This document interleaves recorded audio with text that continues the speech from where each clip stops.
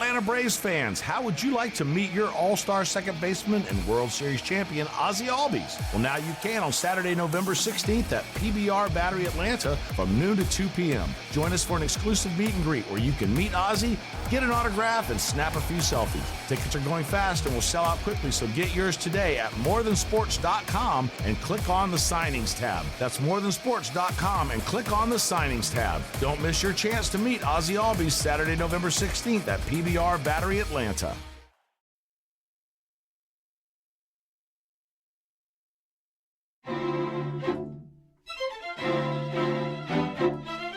Welcome to the Janelle King Show. I am Janelle King, and this is Extra 106.3, and this is where we discuss kitchen table topics that are typically banned from family gatherings, but are absolutely necessary in order to have a strong republic. And today's kitchen table topic is elections, politics as usual. But I want to specifically kind of drill down into some of the foundational differences between the two-party system. I want to also allow you to hear a conversation that I had with a sheriff candidate, and I want you to listen for some of those things that I am going to talk about as it relates to those foundational principles to see what you hear in his interview and in his conversation. And then lastly, I'm going to close by discussing the third party system and why there are so many who really truly believe that we need to have a third party system and are supporting it. And it's whether or not this is something that we all should consider. So you're in for a treat. Thank you so much for tuning in. I'm so excited to have this conversation with you because I think it's absolutely necessary as I continue to move forward, as I continue to talk more and more about politics with people who are not necessarily politicals or in the political space. What I'm noticing is that there are a lot of people who don't understand what the true divide is amongst Republican and Democrats. They typically go to social issues, but there are so many other ways in which you can see the fundamental differences between the Democrat Party and the Republican Party. And as we draw closer to Election Day, I thought it would be great to explore some of the core differences between the two major political parties in the United States, the Republicans and the Democrats. Now, whether you are a seasoned political junkie or you're a curious newcomer or someone who's just now coming into this space and because you realize that, man, I need to do something. I mean, I'm not participating at all in the political process, and the political process is certainly participating in my life as I look at my gas prices, as I look at groceries. I had a woman say to me the other day that she was impacted by this economy by having to consider whether or not to purchase gas or purchase groceries. And the what she came to was, I'll do a little bit of groceries every day. So she's pretty much going to the grocery store almost every day with $10 to $15, hoping that she can get enough to make dinner for that day. And I'm like, this is not good.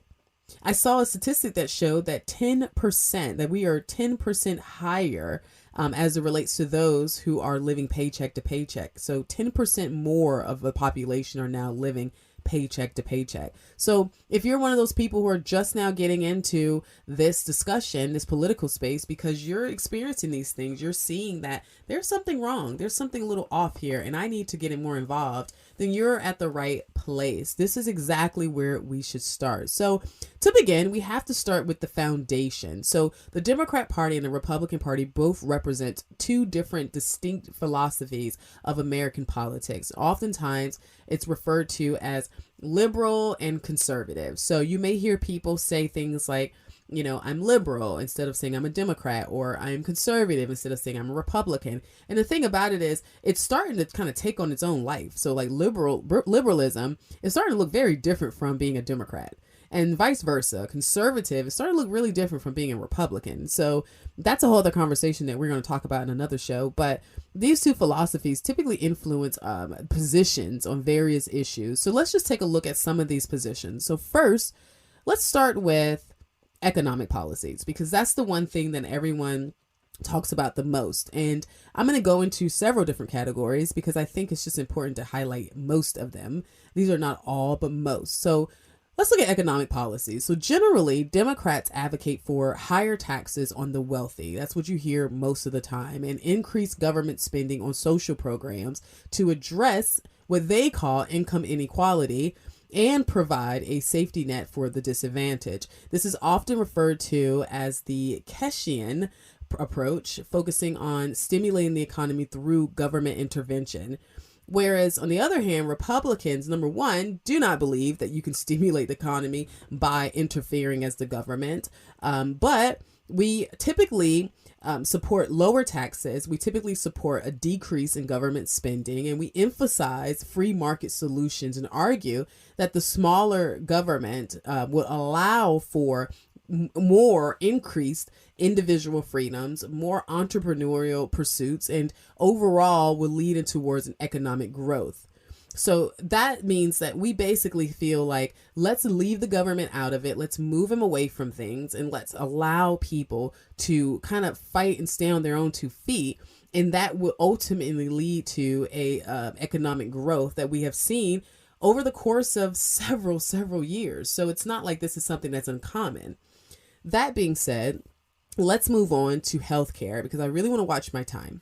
So we have healthcare. So this is a significant area of contrast between the two parties, and it has been for a very long time, where we have Democrats who usually push for more government involvement in healthcare. They advocate for systems like Medicare for all and expanding the Affordable Care Act to ensure that everyone has access to healthcare. Whereas Republicans often argue for a more privatized healthcare system, suggesting that reducing government involvement can drive down costs and increase efficiency, as well as provide more choices and better quality of care for consumers. If you listen to my show, you would know that I have fought about this for a lot. I continue to talk about our healthcare. I am going to absolutely continue to drill down on what's happening in our healthcare system, because it actually goes far beyond the policy perspectives as it relates to insurance policies. At this point, I'm seeing it lean into a lot of other places as well. And one of those things being this Medicare for all. We have about 60 million people currently on Medicare, which is like government insurance. However, we only have 1.1 million physicians in the country. So when you look at that, what I was told is that that breaks down to about 10 minutes per patient. I mean, how are you really getting adequate health care when you can only meet with your doctor for 10 minutes at a time? So that's something that we really need to pay attention to as we are continuing on and as we are, moving forward in this discussion around healthcare. Okay, next up, environmental policy. Oh my gosh. Have you heard the term climate change? Okay. So Democrats generally prioritize combating climate change by supporting regulations that reduce carbon emissions and promote renewable energies. They see the threat to climate change as a urgent issue that requires a comprehensive policy change and something that we can address as a society. So in other words, I feel like Democrats often make it seem as though it's up to us as humans to regulate and control or be, the catalyst to affecting climate change, where I think we play a role because we definitely interact with the economy, not the economy, with the environment. I do think there's a role that we play, but to say that it's 100% up to us, that's where I do have problems. Or even if they say it's majority up to us, that's where I have some problems. Because in contrast, Republicans, we tend to be a lot more skeptical of extensive government regulations. We advocate for energy independence, which includes the use of fossil fuels. We argue that too stringent environmental regulations can harm economic growth and eliminate jobs, as well as it can stifle the healthy progression of our environment. Prime example, when my husband was running for office, we went to every county in the state of Georgia. And if you don't live in the state of Georgia, that's 159 counties. We're like the second largest county. Second largest state with the most number of counties. And so that being said, we, as we were moving forward and doing what was necessary in order to assist with understanding more about what's happening in our economy, here's what we realized. we realized that there was something happening in McIntosh County. So the shrimpers, there were guys who were farming for shrimp.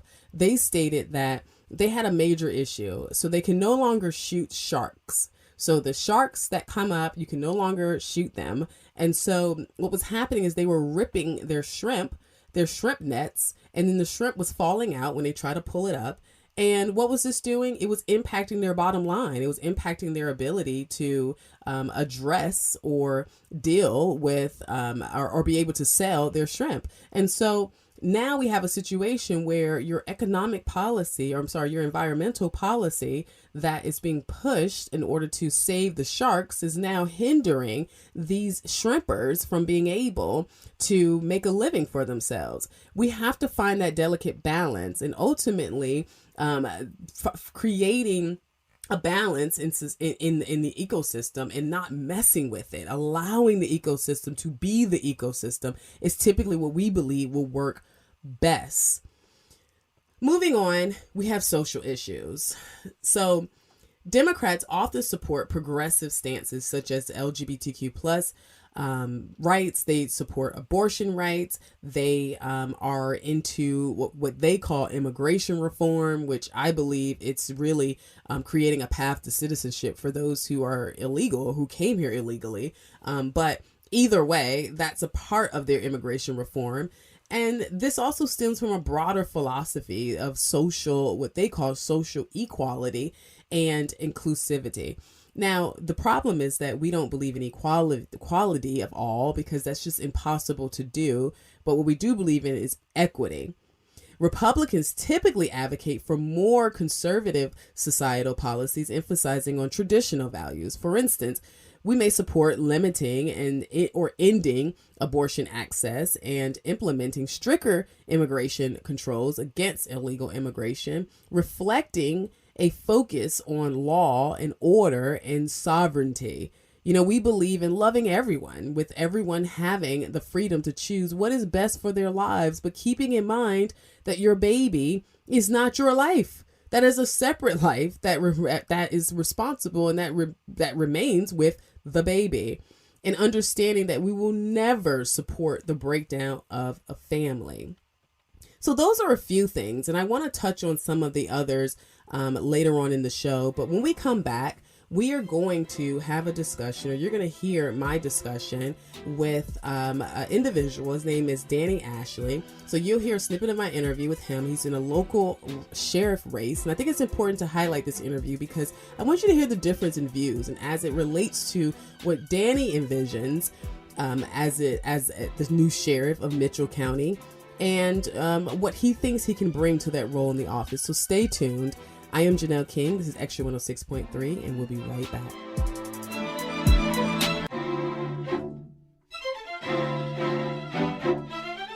Welcome back to the Janelle King Show. I am Janelle King, and this is Extra 106.3, and this is where we discuss kitchen table topics that are typically banned from family gatherings, but are absolutely necessary in order to have a strong republic. Before the break, we discussed some of the fundamental issues separating the two-party system, and during this segment, as I stated, we're going to check out this interview that I've had with Mr. Danny Ashley, who is running for Mitchell County Sheriff, and I want you to see if you can hear the conservative foundational principles. Then I will close this segment out, and then I will go into my final segment where we will discuss whether there are those who disagree with the two-party system. And so we're going to just kind of share their perspective. I think it's important to note their perspective and think about how all of this happens. Welcome to the show, Mr. Danny Ashley. Hey, Danny, how are you? I'm great. Thank you, Janelle. How are you? Doing great. And I'm so happy that you are here and that we're able to talk with you about your race. So first, can you tell me, what is crime like in Mitchell County? I think our crime is probably fairly generic, if I can use that term, to most communities. You know, I mean, crime's an issue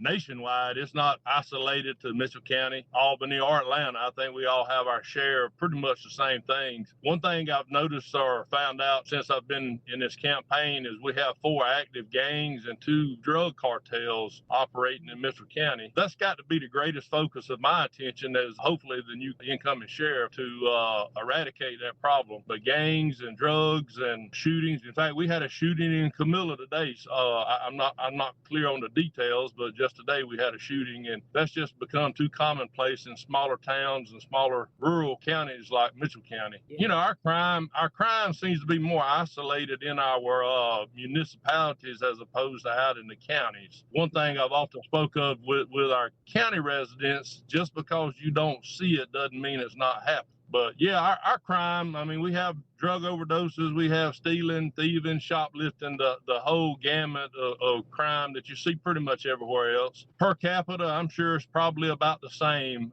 as you see in most places. Okay, so what inspired you to run? I know, as you're stating, there's crime everywhere, and so it's not like there's something unique that's happening in Mitchell County. So what inspired you to run for office? Well, Janelle, as you know, I'm a very spiritual and faithful person. And one day in November last year, I was awakened at about 4:32 in the morning. I recall this very vividly, and God awakened me, I'm sorry. And, you know, he put a vision in my head of what Mitchell County could and should look like. And pretty much let me know that he had built me through my life, through experiences, through trials and tribulations, through training, through my military experience. God put it in my mind that he had built me for a time such as this to make a drastic difference and drastically change our, just drastically change the environment in Mitchell County. And I've always thought, why not Mitchell County? Why not be the example for other people, other counties, other sheriffs, other citizens to follow? So I didn't wake up one day and think it was a great idea to be sheriff. I woke up one day and I thought I better do what God's called me to do, and that's exactly what I'm going to do. Well, I mean, you can't deny that, right? When God calls you to do something, you have to do it. And something that we say in our house is, duty is ours, results is the Lord's. And if we get more people to agree to that, right, to do what your duty is, and then we'll be good. Something that we've talked about, just, in hanging out, we were able to see you not too long ago in person, which was great. But something we talked about was community engagement. And I know that's something that's dear to your heart. So can you talk a little bit about why community engagement and just kind of changing the stigma around law enforcement is important to you? Certainly. A lot of people have a bad opinion through the current federal politicians we have that, police in general have been demonized by the Democrat Party. And I'm not wanting to split hairs between Republicans and Democrats. This is a problem we all have. Where at the end of the day, when you have an emergency, who you going to call? It's not going to be the Ghostbusters. You're going to call the police. So I want to change that stigma that many people have about the police, and we do that through community engagement. I don't want to talk much about the current sheriff, but he's just not engaged in the community whatsoever. I think a lot of that's due to age and health issues and all that. And I feel like I'm in the prime of my life, and I want to be engaged in the community. I think it's a way to draw business in. I think it's a way to draw. I don't want to say better people, but I would like to see people more in tune with the values our communities and our county treasure the most. And I think a good sheriff's department will encourage people that want to open up a small business, and we both know that small business is what drives America, and I know that that's what can drive our small community. And so engagement in the schools is of utmost importance. I want young children, older children, high school age kids, I want them all to know that, hey, it's okay to interact with the police, that the police are here to protect me, not to harm me or hurt me. And so I definitely want to remove that stigma, at least as far as I can in our county, that, cops are bad and all that mess that we usually see on TV. Well, you're certainly qualified for the role. You know, after serving as Sergeant First Class in the Georgia Army National Guard, you became a graduate by earning two bachelor's degrees in psychology as well as human services, and followed by a master's degree in social work.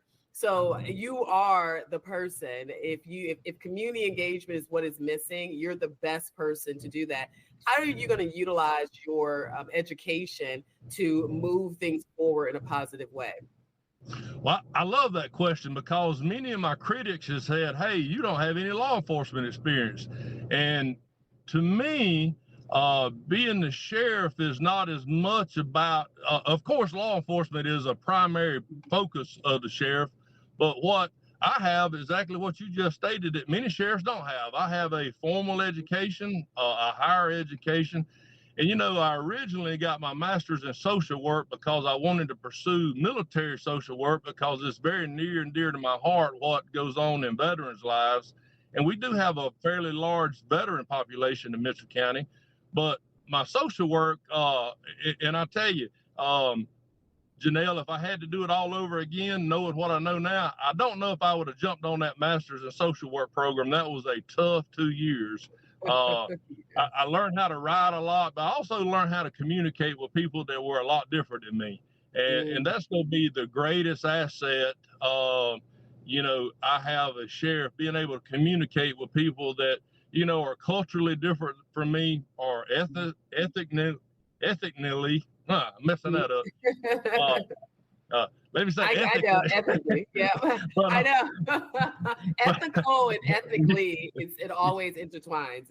I get it every time. But certainly, you know, the dynamics of the class I was in at Albany State. Actually, I was a minority there. I was a single minority, if you will, at Albany State, and that's okay. I've made great friends that I'm still friends with today, and like I say, it just helped me from a cultural and ethnic standpoint to understand what other people go through that people that look like me don't go through. And you know, that's where I think my social work background is going to come in the greatest. And also, one of the things that I've really harped on as a candidate is drugs and dealing with people on drugs. My internships for 2 years were both at substance abuse facilities, and I learned a tremendous amount about substance abuse that I didn't know. And I would like to be able to, I think I can say I'd like to be in a better position to help people. And I think the sheriff as a chief law enforcement officer in the county has a lot of influence on how, you know, just the average, if I can use that word, average drug user, you know, is caught up in crime and just the drug abuse in general. I think I can use the leverage of the sheriff's department to hopefully help that person as opposed to, you know, incarceration, and also through my faith. And that's number one, through my faith and my education. I hope I could help people that are in a substance abuse situation. I hope I could help them to get rid of that. You know, I would much rather see a person get well, and that's what they're going to have to do is get well and become a productive citizen instead of continuing down the path of destruction with drug abuse. I mean, I think it's safe to say that majority of the people that you'll be working with from the crime side are probably those who have substance abuses and those who are in need of some form of help outside of just being imprisoned, and having that type of understanding goes a long way. I mean, the things you hear the most is that there are police officers who don't know how to manage people with mental health issues, or they don't understand community relations. And those are two areas that you have expertise in. So I think that goes a long way. I think people should look at that as a plus when it comes to who's going to be your sheriff. That being said, prison ministry, I know that's something that's also important to you. So could you just share with me some of your ideas around the jail and introducing kind of some ministry there? Sure. Currently, there is a lady that does a ministry with the female inmates at Mitchell County Detention Center. I don't know to what extent and what reach she has. I'm just not familiar with it. And but there overall is not a jailhouse ministry other than what she does. And I've actually been in touch with an old friend of mine that I went to high school with, and he's currently the sheriff in Telfair County. And he has a jailhouse ministry. I hate that term jailhouse ministry, but that is what it is. And but at the end of the day, my friend Sim Davidson, the sheriff of Telfair County, has a great jailhouse ministry, and he and I have spoken about it on numerous times. And I would be very ambitious to say I hope I have something better than what he does, because his jailhouse ministry is amazing. I've seen him do baptisms. I've seen him, do videos and publicize what he does, so that the public's aware of just how engaged he himself as the sheriff is. And that's something I want to model my program behind, is what Sim has done. And I want to be able to invite pastors and preachers from our area into the jail, which they're currently not allowed to do. And I'd like to be able to invite them in and to, offer a spiritual side of redemption and recovery to the inmates incarcerated there. And listen, I tell people all the time when I talk about this, if we can lead one person to Christ, hey, that's a huge plus for that person. That's a huge plus for that person's family. And guess who else wins? The taxpayer wins, because we don't see that person incarcerated again. So there's a huge upside to helping people find Jesus. There's a huge upside to a jailhouse ministry. And listen, a jailhouse ministry is not going to be any different than your average church. You're not going to save everybody. You're not even going to reach everybody. But my goal is to try to reach one. And if we can reach one, we can reach another one. And absolutely. I mean, having a spiritual component is key, right? I mean, if you look at any addiction recovery plan, they advocate for having some type of spiritual component or faith connected to your recovery. Because you can't do it alone. And so I do think that's a great idea as well.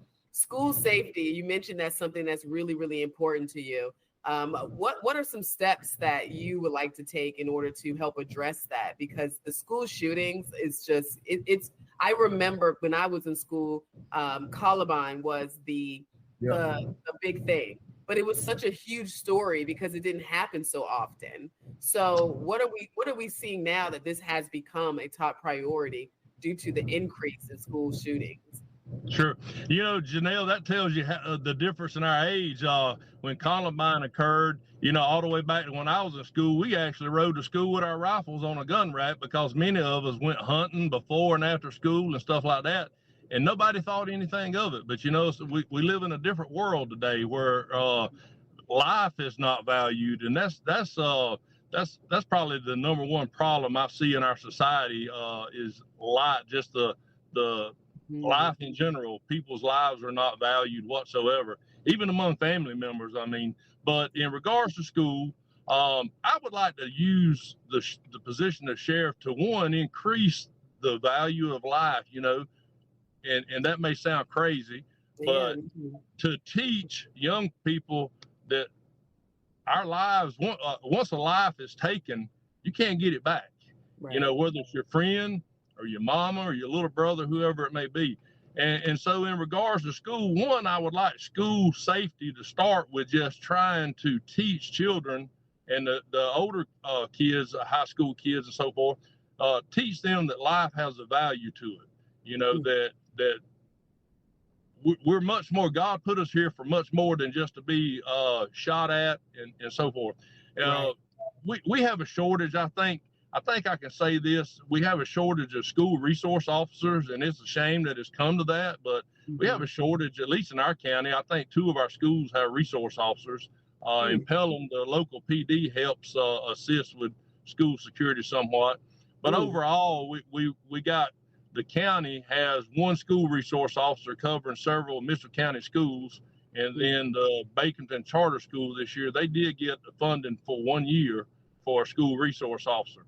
I would like to do away with that 1 year deal and make it a permanent situation.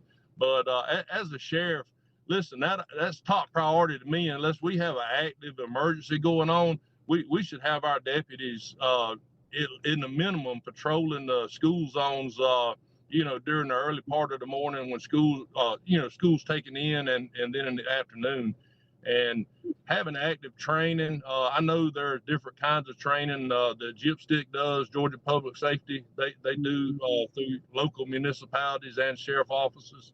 But I think we can engage with our schools a lot more than that, engage with parents and kids. And, we had a middle school kid, 14 years old, bring a gun to school and was showing it off in class not too long ago. Maybe about a month to 5 weeks ago in Pelham. So we're talking about a 14-year-old kid. Number one, where are these kids getting these guns from? That's another question that we have to address. But overall, my goal would be to put us, and that's something I pledge, to have school safety around the clock, especially while there are people on a campus. Ball games, whatever the case may be, we'll have deputies on site. And another little angle, I know I'm taking a little while, but another little angle to this is, as being a member of the military and American Legion, I've often spoke with veterans, and you probably heard this before too. Everybody always says, hey, you always got all these veterans sitting around, retired guys. Why not use them as school safety officers? It's not just about having a deputy or a police officer there. It's really more, to me, I think it's more about having a presence there, an authoritative presence to deter any bad behavior from happening. And so as a member of the American Legion, I'm the adjutant of our local American Legion, and that's something we've been talking about in the Legion. And I'm actually waiting to hear back from a proposition I made with one of the superintendents in our municipality about how, as veterans, how could we help with school safety? So I'm looking at it a lot more broadly than just from a law enforcement perspective. So, that's kind of where I think that is a fabulous idea. Matter of fact, it's interesting that you said that, because when you mentioned having the deputies there in the beginning of the day and at the end of the day, the first thing popped in my mind is that it creates a presence. When you mentioned that, yes, there's so many veterans that would be absolutely willing to just, run by there every once in a while, stand there, help kids when it's time for them to transition to classes. There's so many different things that we can do by utilizing the community. Thank you so much. As we close, because I don't want to hold you any longer, I know you're campaigning. Can you just close with a message? And I will make sure that we share your contact information. But for those on the radio, can you share your website? And then what is your final message and push to voters that may not have voted going into election day? Sure. Well, I'm very easy to find on Facebook. I have a couple of pages, a personal page, Danny Ashley. So picture me kissing my wife. So it's not very hard to find. I'm in a uniform. And I also have a Danny Ashley for Mr. County Sheriff Facebook page as well. And so you can find me on Facebook very easily, and I'm very active on Facebook. And to piggyback one quick little thing too about the veterans helping in school, Janelle, there's a whole other aspect of that as a social worker, it gives veterans something to do too. If you think about it, many of our veterans that commit suicide and have, just all kind of mental health problems, some of those mental health problems can be mitigated by just having something to do. And so when you give a veteran some purpose, they become a whole new person, So I look at it as a two-way street, the school benefits and the veteran benefits and our community benefits. So in closing, my goal is to make every other county in the state of Georgia jealous of Mitchell County. I want there to be 158 counties that want to be like Mitchell County, and that's going to be the safest county in Georgia, the most prosperous county, and the county where everybody wants to come live and work and raise their children and send them to school. That's what my goal is as the sheriff of Mitchell County. And I believe as a sheriff, I have every bit of influence in making that happen. I hope you enjoyed that interview and heard something different from the sheriff candidate. And just tell me what you think. Tell me what you think either in the comment section, depending on where you're listening. But now after the break, I'm going to close the show by discussing the perspective on those who are third-party advocates. Stay tuned. You're listening to the Janelle King Show. I am Janelle King. This is Extra 106.3. We'll be right back.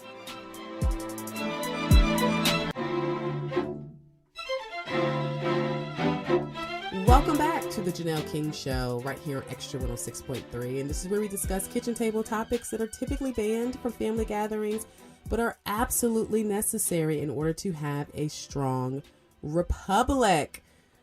Now, whether you're listening on the podcast, be sure to rate, like, comment, share, all of the above. And if you are on YouTube, I would love it if you could subscribe, again, comment, like, do anything or something. We certainly support it, and we certainly love it. It would definitely support the show, and it's free to you. So thank you, thank you, thank you. So as we conclude our discussion today, I think it's essential that I address the viewpoint held by some of our third-party advocates. You know, I am a Republican. I am not a third-party advocate, but what we've seen in this 2024 election cycle is that third-party advocates are certainly making a splash. We had RFK Jr., who was originally running in the Democrat Party, but then all of a sudden he decided that, the Democrat Party doesn't want me. Or I guess the Democrat Party has decided that they don't want him. And so next thing we know, we have him running as an independent. And then you have Chase Oliver. So Chase Oliver is a candidate who is the third party candidate. He's a libertarian candidate, actually. And he is on the presidential ballot. Then I also found, because if you go to your ballot, you probably saw a bunch of names on there. And then you're like, I didn't know this many people were running for president. So that just proves that, there are a lot of people that are running for president. You have Chase Oliver, you have RFK Jr. that no longer has dropped out, but he was. And then you have Cornel West. I think he's still on there. I'm not sure about Jill Stein, but either way, there were several different people that were running for president this go around. And I find it important that we understand the entire system, from those who are anti the third party system to those who are anti the two party system. But so what is the mindset of the third party system? Well, the third party advocates believe that a two party system dominated by the Democratic or the Republican parties create this framework where only a limited range of political ideas and solutions are represented. Many of them feel that this often leads to a situation where voters feel compelled to either choose between the lesser of two evils rather than expressing a genuine preference. For many citizens, this creates a significant discount between the political system and their values, needs, and aspirations. So basically, they believe that by having only two options or having a binary option, you're putting yourself in a position where you're almost always going to have to pick the lesser of two evils because you don't have several different options that represent several different values, needs, or aspirations. From their perspective, the third party systems, the challenges of the two-party system manifests in various different ways. One primary concern is that it stifles true diversity of thought. For example, topics like environmental justice or campaign finance reform or comprehensive healthcare reform may not be received adequately or get the adequate attention within the mainstream dialogue because both major parties have prioritized their own unique issues or have prioritized their party unity over the expansive debate. In other words, they don't want to have this major debate because it might create a division between the party, and they need party unity in order to win. Another significant issue posed by third-party advocates is that it impacts the winner-takes-all electorate or electoral system. This structure discourages voters from supporting third-party candidates. They feel like by having this type of binary option, it makes people feel like if I don't vote for one of them or vote for the other, I may be influencing something. And the fear is that by doing so, they are inadvertently leading to supporting the candidate that they oppose, or the candidate that is not going to win. And it feels like you're just intervening, or you're somehow hurting the candidate that should win because you're not supporting that candidate. You're actually supporting a third party person. Consequently, many potential candidates who could represent diverse perspectives may never enter the race because they feel limited in having to choose one or the other. Overall, the view that is held by third-party advocates is that the two-party system is a overall barrier to a more inclusive, representative, and dynamic democracy, is how they see it. We know that the United States is a republic and it's not a democracy. So that's a whole other conversation that we're absolutely going to have in another show. But by limiting options and fostering this divisiveness, it neglects the true diversity of opinions and the needs amongst American voters. So that's like a key issue that we have to keep in mind when it comes to how in which we are displaying this. I thought it was important to really highlight the third party system because I don't think people fully understand. I think when you think of a third party system, you also automatically think of libertarians. When libertarians are just one, you have the People's Party, you have the Green Party. There's several different types of third party organizations that are out there. It's just that they struggle to get on the ballot. There's a lot of pushback when it comes to things like that. So I do think that oftentimes they get pushed to the side because they don't feel as though there is enough support. I know RFK Jr. has lately been talking about how he has certainly not gotten the support that he should have gotten because of the fact that he was, really relegated to being in the back room or in the corner. There wasn't a Democrat primary. There was never a primary debate, which is the problem with the people. Even though I did hear a lot of people trying to advocate for it, I did hear a lot of Democrats pushing for it, but it wasn't enough. It wasn't enough. And a lot of what we heard was there's no need for him to talk. There's no need to hear from him. We already know who the nominee is, and that's not right. So in closing, no matter which party you support or whether you wish to not support a party at all, what we must consider moving forward is that we have to figure out a way where we can embrace a system that encourages a variety of voices. And if it's going to be our two-party system, then we, the people, have to ensure that we have our voices heard and not just the small, fringe side of each party. We have to ensure that all citizens feel represented, and that helps us, and that it ultimately will help us to work together towards common solutions. I think that when we are focused on winning elections more than we're focused on fixing problems, more than we're focused on helping our electorate become more of a sustainable community, when we are not paying attention to what is prioritized. And here's a perfect example. So right now, almost all of America is prioritizing the fact that we are struggling economically. Economic concerns is something that I know it's on the forefront of everyone's mind. It's very clear that this is important to the electorate. However, we're hearing a lot of conversation around transgenderism, and we're hearing a lot of conversations around abortion. And not that these topics are not major, because as someone who is a pro-lifer, someone who advocates for the pro-life agenda, I absolutely believe that abortion is something that is primarily a focus, but it's a focus to a lot of evangelicals. People who are not in faith or not believers tend to struggle with that conversation. They tend to not see it as important. So I think that, we have to look at what are the people talking about, and it's up to us to do that. So let's continue to advocate for a political landscape that serves everybody.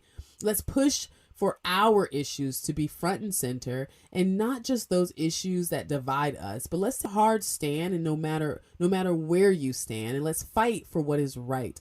Always remember that we the people are still the people. We just have to act like it. Thanks everyone. That's all I have for today. Again, if you're on the podcast, remember to rate and comment. If you're on YouTube, remember to like, comment, share, and subscribe. Until next time, please remember to stay unafraid, stay unapologetic, and never stop seeking the truth. Have a great day.